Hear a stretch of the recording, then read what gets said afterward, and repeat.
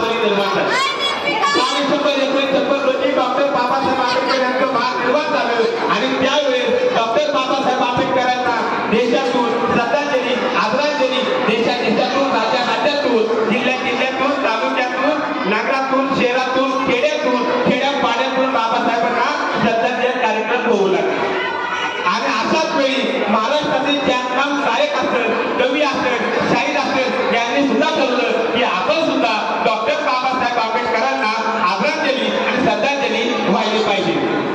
मग ठरलं या महाराष्ट्रातील सर्व ख्यातनामा गायक कवी लेखक साहित्यिक सगळं एकत्र आलं आणि बाबासाहेबांना श्रद्धांजली व्हायची म्हणून त्यांनी एक तारीख फिक्स केली आणि सभागृह घेतलं आणि त्यांनी सभागृह घेतलं आणि तारीख फिक्स झाली आणि ठरला कार्यक्रम ठरला. आणि त्यावेळेस डॉक्टर बाबासाहेब आंबेडकरांना श्रद्धांजली वाहण्याची वेळ आली. त्या विचार मंचावर वामनदादा कर्डक होते, प्रल्हाददादा शिंदे होते, विठ्ठल शिंदे होते, विठ्ठल उमप होते. म्हणजे महाराष्ट्रातील त्यावेळेसचे ख्यातनामा गायक शाहीर कवी साहित्यिक सर्व मंचावर होते आणि त्यांच्यासोबत एक हिरा होता तो म्हणजे अण्णाभाऊ साठे.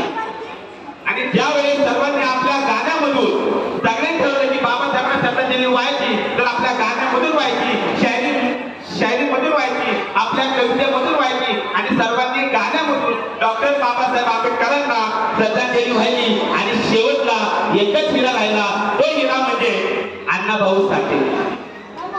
जेव्हा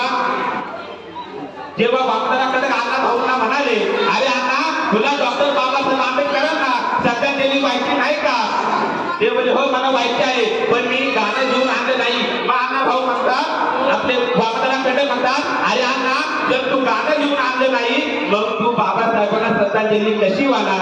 तेव्हा अण्णाभाऊने काय केलं, केशातून एक कागद आणि एक पेन काढला आणि ते लिहू लागले जग बदल घालून खावं सांगून गेले मज भीमराव या गुलामगिरीच्या चिखलात ऋतूवर बसला काय नाव होतं अंग झाडून निघ बाहेरी हे बिनेवरती खावं जग बदल घालून खावं सांगून गेले मज भीमराव. आणि हेच गाणं त्या सभागृहामधून संपूर्ण देशभर पोचलं आणि महाराष्ट्रातील प्रत्येक तरुणाच्या ओठावर हे गाणं खेळू लागलं. आणि हेच गाणं पुढं प्रत्येक तरुणाला जगायचं कसं याची प्रेरणा देऊ लागली. म्हणजेच काय अण्णाभाऊ साठे हे आपल्याला जग बदलण्याचं तत्वज्ञान सांगतात.